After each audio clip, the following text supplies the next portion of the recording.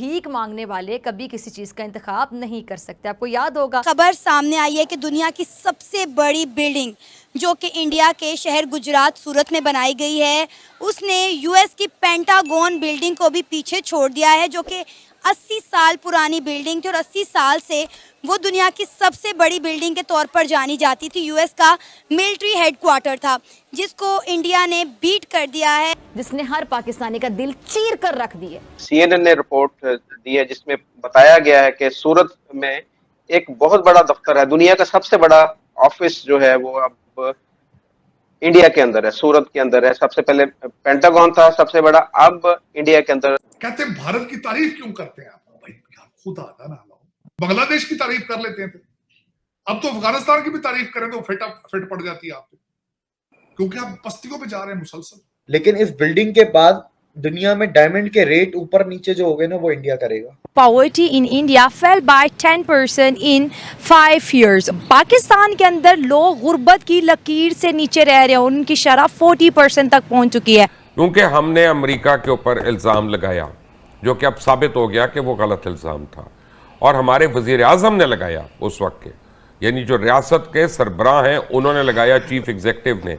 तो क्या अब कहीं पाकिस्तान को डिफरेंट फोरम्स के ऊपर अमेरिका से माफ़ी तो नहीं मांगनी पड़ जाएगी? लेने के तो नहीं देने पड़ जाएंगे? ये पेंटागन वाले पूरी दुनिया को कंट्रोल कर रहे हैं उसी इंडिया यानी बिल्डिंग से, तो डेफिनेटली ये भी अपने आईटी सेक्टर और बाकी दुनिया को उसी से कंट्रोल करेंगे। खबर सामने आई है कि दुनिया की सबसे बड़ी बिल्डिंग जो कि इंडिया के शहर गुजरात सूरत में बनाई गई है, उसने यूएस की पेंटागन बिल्डिंग को भी पीछे छोड़ दिया है, जो कि 80 साल पुरानी बिल्डिंग थी और 80 साल से वो दुनिया की सबसे बड़ी बिल्डिंग के तौर पर जानी जाती थी। यूएस का मिलिट्री हेडक्वार्टर था, जिसको इंडिया ने बीट कर दिया है। इंडिया ने अपने शहर गुजरात में दुनिया की सबसे बड़ी बिल्डिंग बनाकर क्या कहेंगे?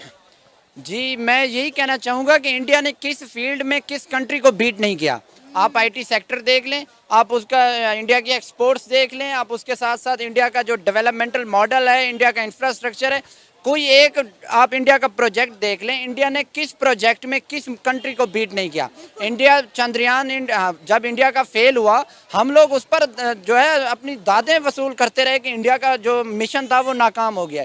हम लोग उस पर खुश होते रहे, हमें ये नहीं पता था कि 2 साल बाद वो कामयाब हो जाएंगे और हम लोग वहीं के वहीं पर रहेंगे। हम आज भी वहीं पर हैं, उनका मिशन कामयाब हो गया। अब हमारी सफ़ों में जो है वो खलबली मची हुई है, सफ़े मातम बिछी हुई है कि इंडिया जो है वो आसमान तक चला गया, हम लोग अभी तक यहीं पर हैं, हमारे साथ कुछ नहीं हुआ। हम तो ज़मीन पर ही तरक्की नहीं कर सके, आसमान पर जाना तो बहुत दूर की बात है। कुछ दिन पहले इंडिया के प्राइम मिनिस्टर नरेंद्र मोदी ने एक स्टेटमेंट दी थी। उन्होंने कहा था, फ्रांस में उन्होंने ये स्टेटमेंट दी थी, उन्होंने कहा कि इंडिया में टैलेंट भी है, इनोवेशन भी है, इंडिया में टेक्नोलॉजी भी है, इंफ्रास्ट्रक्चर भी है। जो इन्वेस्टर इंडिया में आकर इन्वेस्ट करेगा, इंडिया उसको जो है भारी रिटर्न्स देकर जाएगा। मतलब देखिए इंडिया के प्राइम मिनिस्टर कितने कॉन्फिडेंस से जब ये बात कह रहे हैं कि यहाँ पे इंफ्रास्ट्रक्चर भी है, इनोवेशन भी है। तो जब एक मुल्क का प्राइम मिनिस्टर इस तरह के बयानात देता है दूसरे मुल्कों में जाकर, तो डेफिनेटली उनकी आवाम में भी एक कॉन्फिडेंस डेवलप होता है।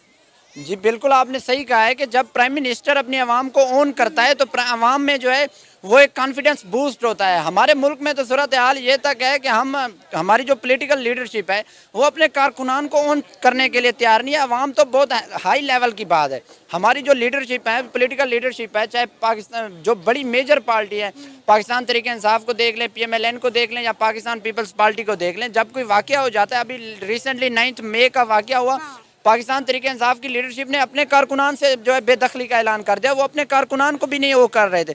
जब हमारे पॉलिटिकल लीडर्स अपनी आवाम को ओन नहीं कर रहे, जो उनकी लिमिटेड ऑडियंस है, तो पाकिस्तान 25 करोड़ का मुल्क है, जब हमारी लीडरशिप हमें ओन नहीं कर रही तो बाहर के आने वाले इन्वेस्टर्स को किस तरह ओन करेगी। और सेकेंडली, इन्वेस्टर्स तब भी आता है मुल्क में इन्वेस्टमेंट करने के लिए जब उसको कोई इन्वायरमेंट मिलता है, जब उसको कोई प्रोटोकॉल दिया जाता है। हमें इन्वेस्टर्स की ज़रूरत है, इन्वेस्टर्स को पाकिस्तान की ज़रूरत नहीं है। दुनिया में बहुत बड़ा मुल्क दुनिया है, 256 मुल्क हैं, वो किसी भी मुल्क में जाकर अपनी इन्वेस्टमेंट कर सकते हैं। अगर हमें ज़रूरत है तो हमें उनके लिए कोई एनवायरनमेंट भी प्रोड्यूस करना पड़ेगा, हम जो कि हमारे पास नहीं है। पॉलिटिकल इंस्टेबिलिटी इस लेवल तक की है कि हम लोग आपस में, हमारे स्टेक होल्डर्स बैठने के लिए तैयार नहीं है। जब हम आपस में एक दूसरे के साथ बैठने के लिए तैयार नहीं है तो बाहर मुल्क का इन्वेस्टर्स आकर हमारे मुल्क में इन्वेस्टमेंट क्यों कर रहे हैं? सर, ये 21वीं सदी है और ये टैलेंट और टेक्नोलॉजी की बुनियाद पर ही आगे जाएगी। हम हर वक्त कैमरे के आगे गला फाड़ फाड़ के कहते हैं कि पाकिस्तान में बहुत टैलेंट है। CNN ने रिपोर्ट दी है जिसमें बताया गया है कि सूरत में एक बहुत बड़ा दफ्तर है, दुनिया का सबसे बड़ा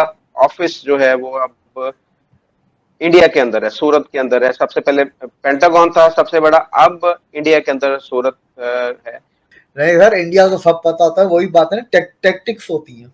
इंडिया को सब पता है, लेकिन खुद अगर बोल देंगे उसमें मजा कहाँ है। CNN बोलेगा तब मजा आएगा ना, इसलिए खुद चुप रहो, खुद बोलो कि इनॉग्रेट हो गया, बन गया, बाकी दुनिया को करने दो कैलकुलेशन। ये तरीके होते हैं एडवर्टाइजमेंट के, आपको भी पता है सर ये चीजें। अच्छा, अब इसके बाद देखें ना, ये सूरत का जो है ये आपकी वो हमारे यहाँ पर मिसाल है कि काम वो है जो जिसे दुनिया बोले, ये यहाँ पर ये मिसाल होती है। बिल्कुल बिल्कुल ऐसा ही है, ऐसा ही है। तो सर ये हुआ है कि सूरत, ये गुजरात में 3 सिटीज बना रहे हैं। एक आपको गिफ्ट सिटी का आपको पता है, एक ढोलेरा है जो स्मार्ट सिटी इंडस्ट्रियल बना रहे हैं, और ये है तीसरा ड्रीम सिटी, जिसका ड्रीम सिटी है diamond research and mercantile city. ठीक है, तो ये पूरी एक डायमंड की इंडस्ट्री जितनी भी है उसको एक कंबाइन करके एक अच्छी जगह पे, एक तरीके से समझ लें कि डायमंड इंडस्ट्रियल पार्क जैसे होता है वैसा बना रहे हैं।